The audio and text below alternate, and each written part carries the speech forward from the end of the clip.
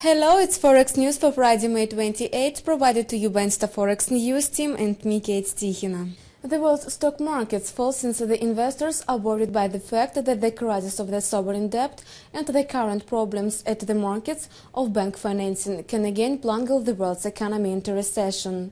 Nevertheless, the Organization for Economic Cooperation and Development, in its semi-annual economic forecast published on Wednesday, adheres to more optimistic opinion. The OECD forecasted the economic advance of its members for this and next year. In this case, the chief economist of the OECD, Pierre Carlo Padoan, said that the economic situation is relatively favorable.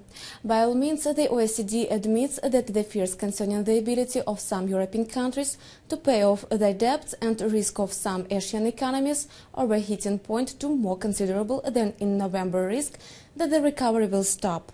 Despite the debt problems of Eurozone, the OECD advanced the forecast for this region for this and next year. However, the organization still expects that Eurozone will lag behind other leading world economies. In this case, the composite GDP of 16 Eurozone countries, as it is expected, will grow by 1.2% and by 1.8% in 2010 and in 2011 consequently.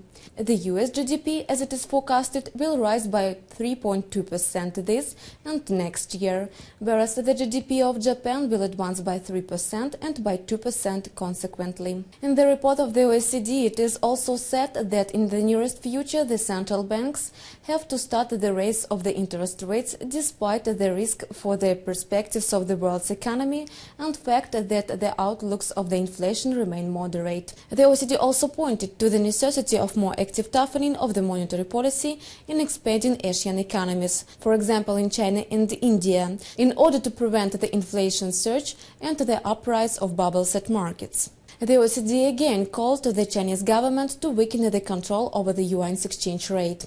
The probable consequence of such measure will be the upturn of the yuan's rate against the US dollar and other major currencies. It was Forex News provided to you by InstaForex News team and me, Kate Stichina. Goodbye.